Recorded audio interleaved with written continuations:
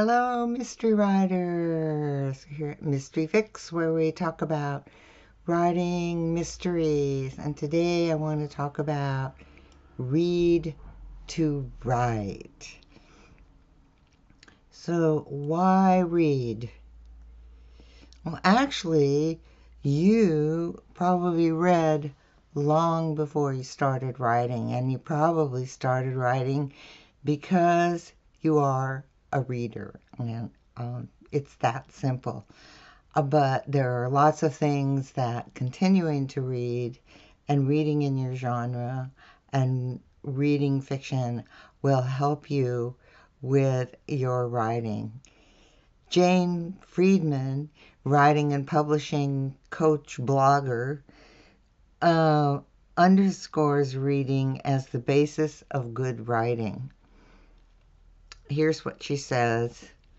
Establish a reading habit that matches roughly what you hope to write and publish, and make it as important as anything else you schedule in your day, and never allow busyness to crowd out the time you devote to consulting other good works. That's a great quote. I just love it. So as your writing practice develops, you'll read with a critical eye, and you'll develop that over time. So on the first read, you notice various places in the story. That's really great dialogue, or here's where the plot turns, or I'm really feeling the character's pain. But there are many, many things you can learn from a reading, and without consciously noticing or reflecting, you learn a lot about story just from reading. And if you apply a critical eye, you'll start to balk at things that don't work for you as a reader and examine what bothers you, because you don't want those things in your story.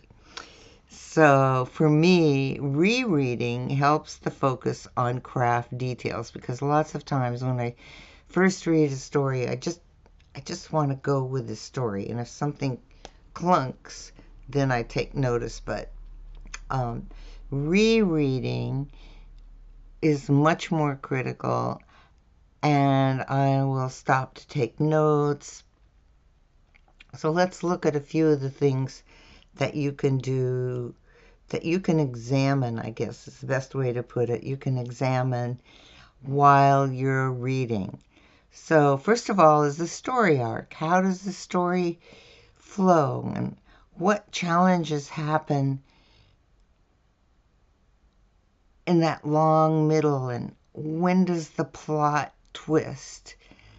And then also you examine story structure. What's the beginning and the first plot point, and the middle, and the obstacles, and the conclusion? I just a side note here, because a quick way to master story structure is to watch a lot of mysteries, movies, and TV series episodes, because it condenses the time that you focus on story structure. I found that now I can go, you know what? I think this is where that first plot point happens, and I'll stop and I'll look at the time and I'll go, yep.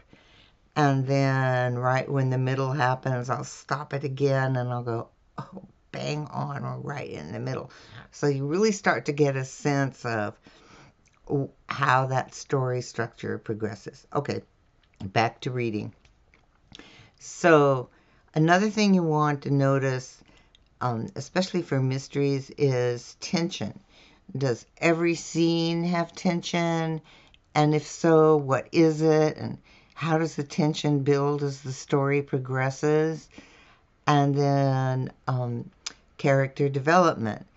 How many characters are in the story, and how are they introduced, and what details does the author use to introduce a character, and how does the author build on those details? And does each character have an arc or not? And if so, why? And does the arc work? And how does each character fit in the story?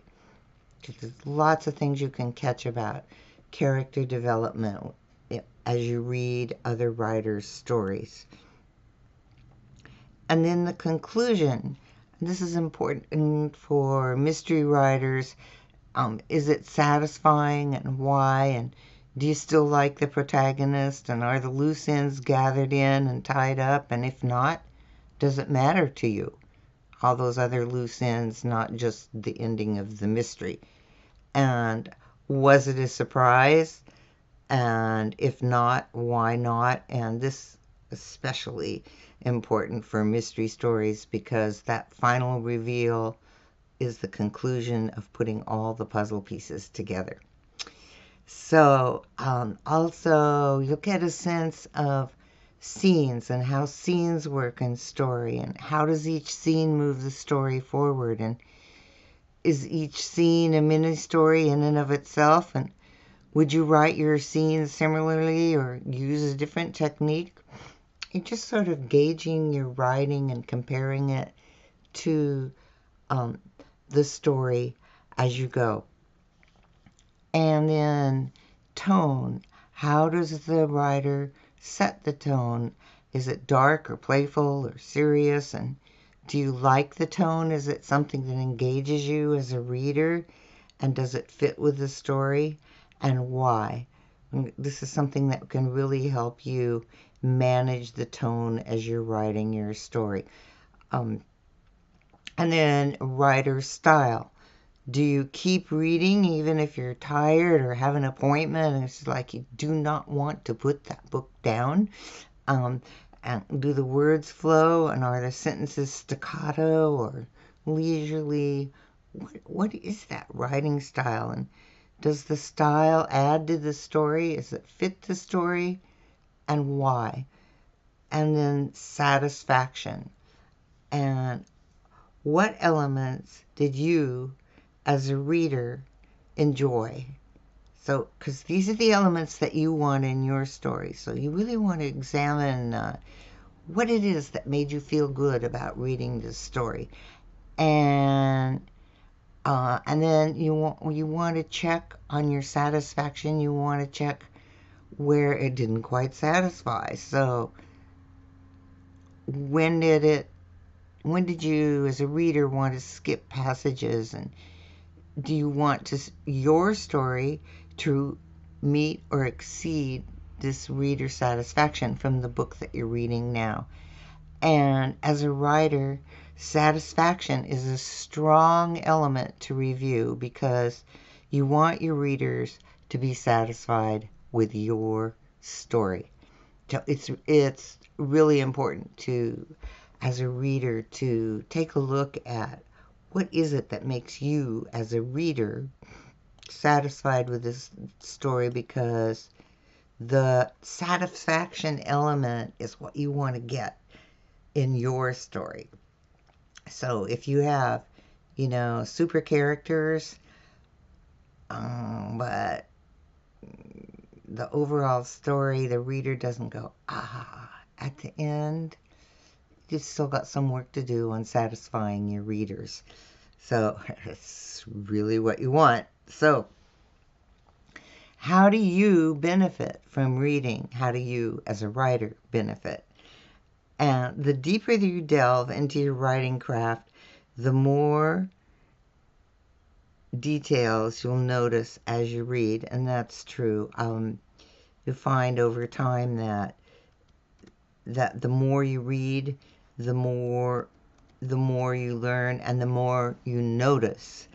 And it's like a compilation of knowledge, and this is what you gain by reading over time. You just more and more experience at the craft of storytelling and all its dimensions, and you'll feel your writing improve.